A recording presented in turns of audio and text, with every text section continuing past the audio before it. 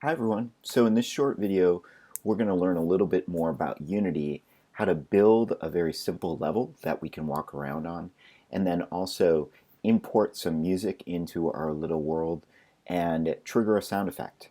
So what you'll need is you'll need a piece of music as the soundtrack of our world, and you'll also need some type of sound effect. It could be chickens squawking, it could be a bullfrog rippeting. It could be anything that you want. It could be someone screaming, I guess, or anything that you want. The soundtrack could be anything as well. It could be something that you made yourself or something that you pulled from some other library. Um, they have to both be WAV files, so make sure that they're WAV files and nothing over 48K 24-bit, otherwise it might not work with Unity. The last thing that you'll need is the template itself, and you'll get a zip file link as part of the assignment. And what I'll do now is sort of unzip that. And this is a Unity project. A Unity project consists usually of several folders. The assets folder contains all the assets or objects that the game needs to run, and there's just a few of those. You'll also need to have Unity Hub installed. So let's go ahead and open Unity Hub. I'm going to just use Spotlight to open Unity Hub. And then I'm going to add this project to Unity. So you have to have Unity installed for this to work. And for this version, check with your class about which version of Unity you need installed. Today, when I'm recording this video, we're going to use 2019 1.9. Okay, so projects, I'm going to go ahead and add. I'm going to go to my desktop where the Unity Berkeley First Person Master is. I'm going to select that folder. That's my unzipped Unity project folder. And then it will add it right here. It will be right on my desktop. And when I click it, what it will do is it will open that project in Unity. And we'll wait a second while it's sort of resolving itself because I just downloaded it. It kind of has to do a little bit of setup work to put the project together. And we're almost done.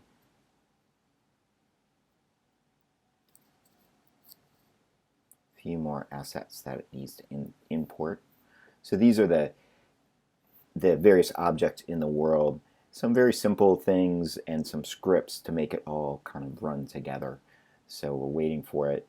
The first time that you open a project on a new machine, it may have to go through this process, which takes a little bit of time, but eventually we end up here. When Unity first opens, it may open with an untitled scene. We actually have a pre-built scene for this, and if you go up to the Reset menu up here, you can restore the default scene.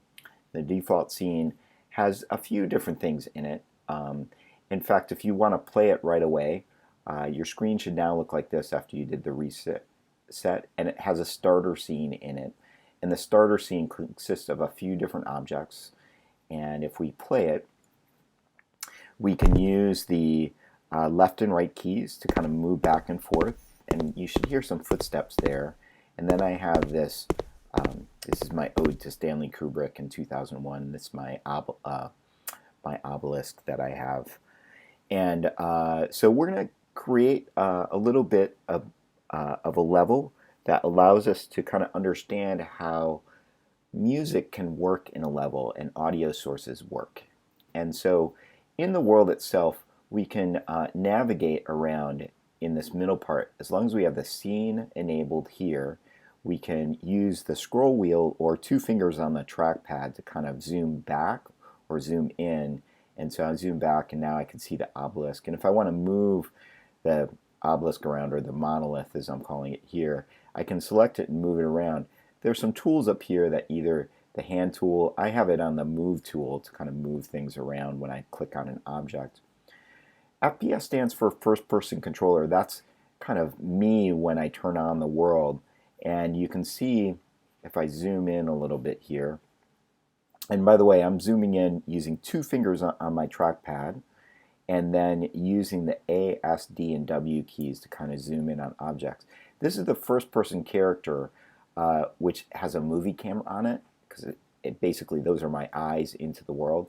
It also has a little speaker icon. That speaker icon is actually the footsteps that play.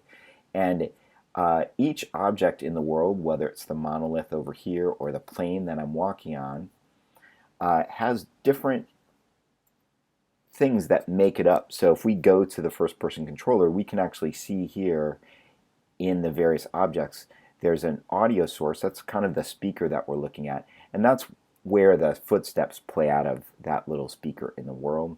It also has some other things on it too. If we go inside of it, there's a camera on it, and that camera is our eyes kind of into the world. We don't have to get too far into that, but let's go ahead and add some music to this scene.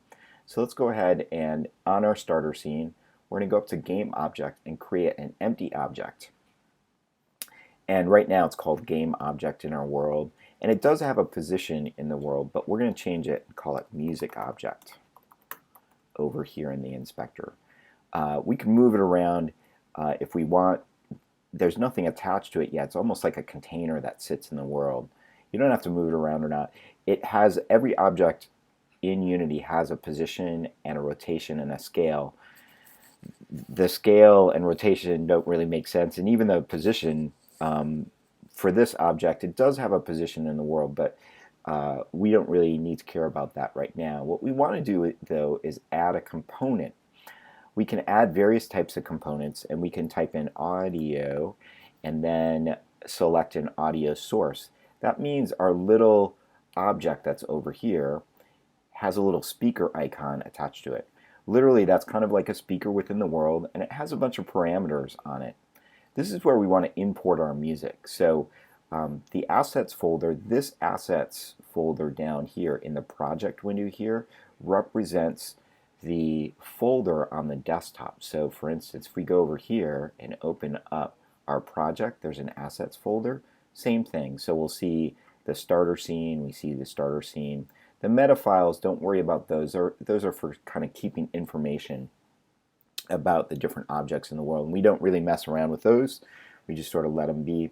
And we can import our music right in two ways. We can drag our music wave file to our assets down here, or we can copy it into our assets folder. In fact, that's what it does in the assets folder. You'll see it kind of pop up here in a minute. But I've dragged it into my scene. I have the music file here. The music file actually has some properties that we can adjust here. We're just going to leave them as they are.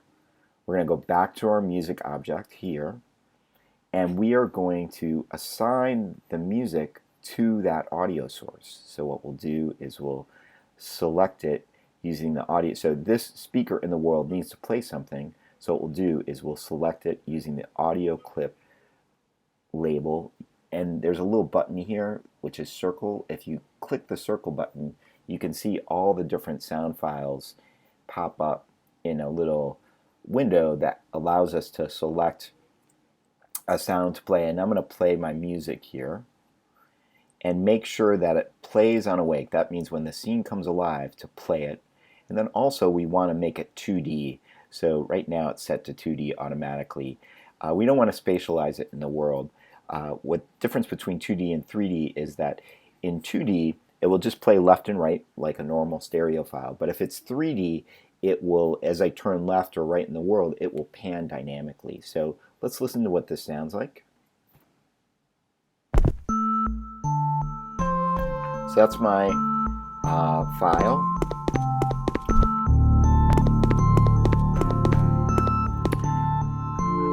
So a couple things that you might have noticed is that my music starts playing, which is really great. But I also, when I jump through the monolith here, it actually had something on it. It had a drone on it, and when I jumped through it, you heard the low drone. That's because there's an audio source on it. And we're going to do something similar with a sound effect. But I already have that set up just to kind of show you what we're going to do. We're going to create another type of object. And so what we'll do in our scene is we'll create, go up to the Game Object menu, and let's create a 3D object, and let's create a sphere in our world. You may have to raise it up a little bit, and you may want to make it bigger too. I'm going to make the scale of mine much bigger, maybe 5 by 5 by 5. So it's much bigger. make sure that it's above the plane. To go up and down in our world, you can use the the E and Q keys to kind of move up and down in our world. But you need to have two fingers on your trackpad to do that, or one finger on your right, if you kind of left click on a mouse. So again, we can kind of move around in our world. And this sphere, when we play it, we can kind of see it off to our left. So in front, we'll see our monolith, and over here we'll see our sphere.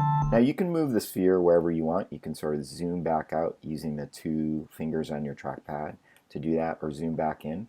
And we can move that around by using the move tool, which is cool.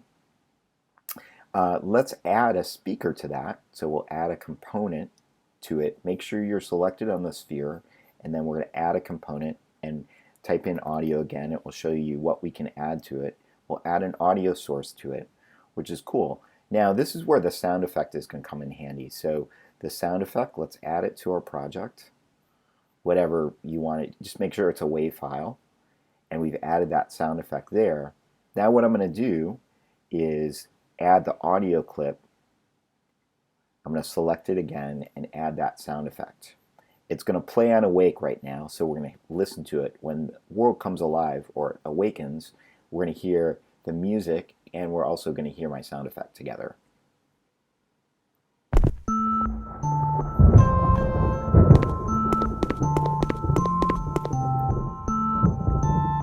So right now it's just a kind of a thunderclap that we have, and both are playing at the same time. But what I want to do is I want to change it so that when I kind of collide with the sphere, it plays the thunder. So there are two more things we need to do to make that happen. What we'll do is, instead of playing this, so we're going to select the sphere again. The sphere is where our audio source or a speaker is for that specific piece of thunder that we're playing. So what I want to do, it's playing the sound effect here, right? That, which is my thunder. And what I want to do is, I don't want to play it on awake anymore, which means I don't want to play it when it comes alive. I want to play it when I actually go through it. So I'm going to unclick that. I'm going to then go up to what's called the sphere collider. This is kind of the outside edge, and if I want to make a trigger, I can click this little button, is trigger. That means that I can kind of walk through it and I can trigger a script. The last thing that I have to do is I have to add one more component, and I've actually created a script called trigger audio. So again, type audio and you'll see it, trigger audio. And what that will do is it will play whatever I have in the audio source, which is the sound effect, when I collide with the sphere. So if I hit play here, I can look off to where my sphere is, and then when I collide with my sphere,